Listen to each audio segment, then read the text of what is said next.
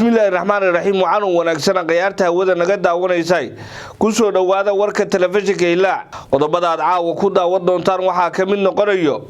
madaxweynihii hore ee Soomaaliya Xasan Sheekh Maxamuud oo ka hadlay shirka ka soconaya degmada Dhuusamareeb ee gobolka Galgaduud madaxda dawladda Soomaaliya iyo kuwa maamul goboleedyada oo shirar gaar ah ku leh degmada Dhuusamareeb ee gobolka Galgaduud madaxweynihii hore ee Soomaaliya Sheekh Shariif Sheekh Axmed oo ku baaqay in gurmad degdeg ah la gaaro dadka ku dhaqan degmada Afgooye ee gobolka Shabeellada Hoose baarlamaanka maamulka Puntland oo maanta meel mariyay xubnaha maxkamadda dastuuriga ee maamulkaasi muwaadiniin Soomaaliyeed oo ku xayirnay dalka Uganda oo maanta soo gaaray magaalada Muqdisho gudoomiyaha gobolka Banaadir ana duqa magaalada Muqdisho Umar Maxamuud Umar Filish oo maanta xilka ka qaaday gudoomiyihii degmada Wadajir ee gobolka Banaadir madaxweynihii hore ee dalka Suudaan Umar Xasan al-Bashir oo maanta la soo taagay maxkamad intaasina waxay ahaayeen qodobadii wararka ugu waaweynay ee telefishinka Ilaa